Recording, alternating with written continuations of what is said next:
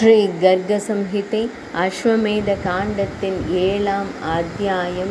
பிரம்மலோகத்திலிருந்து தேவரிஷி நாரதரின் வருகை, உக்ரசேன மன்னர் அவருக்கு அளித்த உபசரிப்பு, தேவரிஷி நாரத மாமுனிவரால் அஸ்வமேத யாகத்தின் முக்கியத்துவம் குறித்த விளக்கம், பகவான் ஸ்ரீ கிருஷ்ணரின் அனுமதி மற்றும் நாரத மாமுனிவரால் அஸ்வமேத யாகத்தின் முறை குறித்த விளக்கம். ஸ்ரீ கர்காச்சாரியார் கூறுகிறார், அரசரே, ஒரு காலத்தில் தேவரிஷியான நாரத மாமுனிவர் தன் வீணையை வாசித்து கொண்டே பகவான் ஸ்ரீ கிருஷ்ணரின் கதைகளை பாடிக்கொண்டு எல்லா உலகங்களையும் கண்டவாறே பலராம சுவாமியையும் பகவான் ஸ்ரீ கிருஷ்ணரையும் சந்திப்பதற்காக பிரம்மலோகத்திலிருந்து பூமிக்கு இறங்கினார். அவர் சூரிய பகவானைப் போல ஒளி வீசும் தோற்றத்தில் காட்சியளித்தார். தும்புரு அவருடன் இருந்தார். அவரது சடைமுடியின் அடர்த்தி அவரது தலையின் அழகை மேலும் கூட்டியது. அவரது நிறம் சற்றே கருமையாக இருந்தது. புறாவின் விழிகளைப் போல அவரது விழிகள் பெரிதாக இருந்தன. காவி திலகம் அவரது நெற்றியை அலங்கரித்திருந்தது. அவர் மஞ்சள் நிற வேஷ்டியையும் பட்டு போன்ற மஞ்சள் நிற பட்டாடைகளையும் அணிந்திருந்தார். வண்ண மாலையாலும் கோபி சந்தனத்தாலும் அலங்கரிக்கப்பட்டிருந்த அந்த முனிவர் தனது 15வது வயதிலேயே மிகவும் அழகாக காட்சியளித்தார். தேவர்களின் அரசன் வழங்கிய சிம்மாசனத்தில் சுதர்ம சபையில் உக்ரசேன மன்னர் அமர்ந்திருந்தார். முனிவர் தன்னை நோக்கி வருவதை கண்டதும் அவர் எழுந்து நின்று அவரது பாதங்களில் தலைவணங்கி பணிந்து அந்த சிம்மாசனத்தை அவருக்கு அளித்தார். பின்னர் அவரது பாதங்களை நீரினால் சுத்தம் செய்து மிகுந்த சடங்கு பூர்வமான பக்தியுடன் அவரை வழிபட்ட பின்னர் ஸ்ரீ உக்ரசேன மன்னன் தனது பாதங்களில் இருந்த நீரை நாரத மாமுனிவரின் நெற்றியில் இட்டுக்கொண்டு அவரிடம் பேசினார். ஸ்ரீ உக்ரசேன மன்னர் கூறினார், தேவர்களின் முனிவரே, உங்கள் தரிசனம் இன்று என் வாழ்க்கையை வெற்றியடைய செய்துள்ளது. என் இல்லம் அர்த்தமுள்ளதாகியுள்ளது. மேலும் என் உடல், மனம் மற்றும் வாழ்க்கை பரிபூரணம் அடைந்துள்ளன. காமம் மற்றும் கோபம் இல்லாத அந்த மாபெரும் முனிவரான நாரத மாமுனிவருக்கு நமஸ்காரம். இறைவா, நீங்கள் இங்கு எந்த நோக்கத்திற்காக வந்துள்ளீர்கள் என்று கூறுங்கள். மன்னனின் இந்த அடக்கமான வார்த்தைகளை கேட்டதும் தேவர்களைப் போல ஒளி வீசிய நாரத மாமுனிவர் தன் மனதில் ஸ்ரீஹரி பகவானால் உத்வேகம் பெற்று அந்த சிறந்த மன்னரிடம் உரையாடினார். நாரத மாமுனிவர் கூறினார், யாதவ அரசே, மகாராஜா, பூமியின் அதிபதியே, நீங்கள் பாக்கியசாலி. உங்கள் பக்தியின் காரணமாகவே பகவான் ஸ்ரீ கிருஷ்ணர் இவ்வுலகில் பலராம சுவாமியுடன் இருக்கிறார். முற்காலத்தில் என் கட்டளைப்படி பருவங்களிலேயே சிறந்ததான ராஜசூய யாகத்தை நீங்கள் செய்தீர்கள். அது பகவான் ஸ்ரீ கிருஷ்ணரின் அருளால் துவாரகாபுரியில் மகிழ்ச்சியுடன் நிறைவேற்றப்பட்டது. அந்த யாகத்தை செய்வதன் மூலம் உங்கள் புகழ் 3 உலகங்களிலும் பரவியது. ராஜசூய மற்றும் அஸ்வமேதம், இந்த 2 யாகங்களையும் சக்கரவர்த்தி மன்னர்கள் செய்வது மிகவும் கடினம். ஆனால் ராஜேந்திரரே, நீங்கள் ஹரிபக்தர் அம்சமானவராவீர்கள். எனவே 2ம் உங்களுக்கு சாத்தியமானவையே. நரேஸ்வரரே, இந்த 2 யாகங்களில் ஒன்றான ராஜசூய யாகத்தை நீங்களும் யுதிஷ்டிர மன்னரும் பகவான் ஸ்ரீ கிருஷ்ணரின் கட்டளைப்படி செய்து முடித்தீர்கள். யுதிஷ்டிர மன்னருக்கு பிறகு இந்திய நாட்டில் வேறு எந்த மன்னரும் துவாபர யுகத்தின் இறுதியில் யாக பிரவர அஸ்வமேதத்தை செய்ததில்லை. அந்த யாகம் எல்லா பாவங்களையும் அழித்து முக்தியை அளிப்பதாகும். பிராமணரை கொன்றவன், உலகை அழித்தவன், பசுவை கொன்றவன் ஆகியோரும் அஸ்வமேத யாகத்தால் தூய்மையாக்கப்படுகிறார்கள். எனவே அஸ்வமேத யாகம் எல்லா யாகங்களிலும் சிறந்தது என்று கூறப்படுகிறது. அரசர்களில் சிறந்தவரை எவன் அஸ்வமேத யாகத்தை எவ்வித விருப்பமும் இன்றி செய்கிறானோ அவன் பூர்ணத்துவம் பெற்ற ஆத்மாக்களால் கூட அரிதாகவே அடைய கருடத்வஜ பெருமானின் உன்னத இருப்பிடத்தை அடைகிறான். நரேஸ்வரரே, தேவர்களில் முனிவர்களின் இந்த வார்த்தைகளை கேட்ட உக்ரசேன மன்னர் அஸ்வமேத யாகம் செய்ய எண்ணினார். அதே கணத்தில் பகவான் ஸ்ரீ கிருஷ்ணரும் பலராம சுவாமியும் தன்னை நோக்கி வருவதை கண்ட உக்ரசேன மன்னர் அவர்களை வணங்கி அந்த ஆசனத்தில் அமரச் செய்து தேவர்களின் முனிவரிடம் பின்வருமாறு கூறினார்.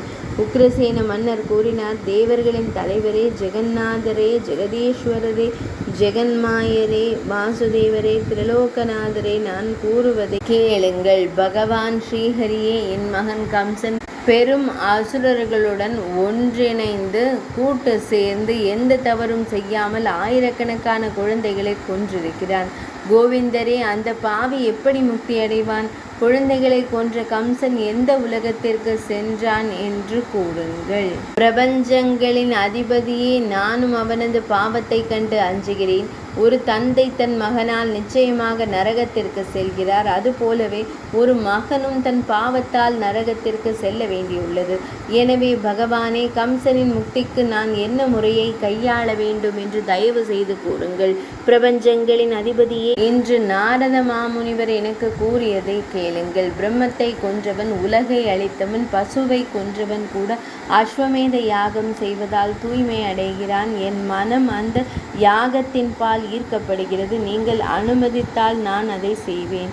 ஸ்ரீ கர்க மாமுனிவர் கூறினார். இந்த உக்ரசேனரின் விஷயம் இதனை செவிமடுத்த மதன் மோகனின் அதிபதியான பகவான் ஸ்ரீ கிருஷ்ணர் தன் இதயத்தில் மிகவும் மகிழ்ந்து பூமி அந்த சுமையால் அவதிப்படுவதைக் கண்டு இவ்வாறு எண்ணினார். நான் பலமுறை பூமியின் சுமையை நீக்கியிருக்கிறேன். ஆனாலும் அந்த சுமை இன்னும் பூமியில் உள்ளது.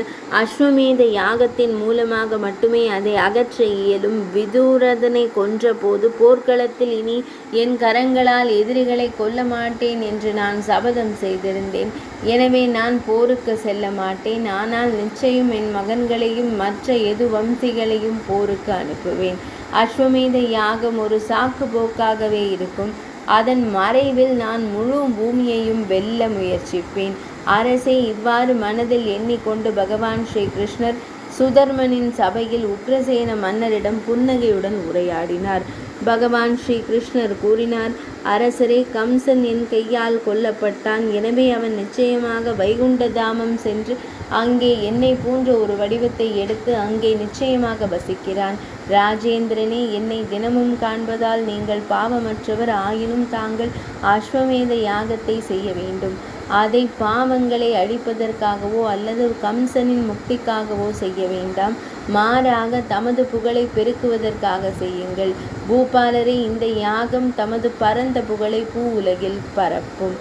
அரசரே, பெரும் செயல்களை சிரமமின்றி செய்யும் பகவான் ஸ்ரீ கிருஷ்ணரின் இந்த வார்த்தைகளை கேட்டதும் அரசர் உக்ரசேனர் மிகவும் மகிழ்ந்து இந்த சிறந்த வார்த்தைகளை கூறினார். அரசர் கூறினார், கோவிந்த தேவரே, எல்லா யாகங்களிலும் சிறந்ததான அஸ்வமேத யாகத்தை நான் இப்போது நிச்சயமாக செய்வேன்.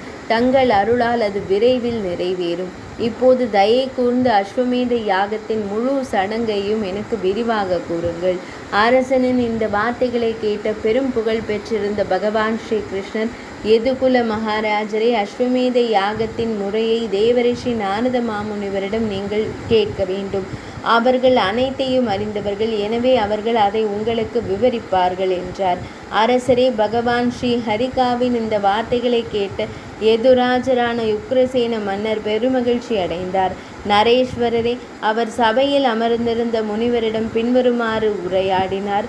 தேவரிஷியே, அஸ்வமேத யாகத்தில் குதிரை எப்படி இருக்க வேண்டும்? அதில் பங்கேற்கும் சிறந்த பிராமணர்களின் எண்ணிக்கை என்னவாக இருக்க வேண்டும்?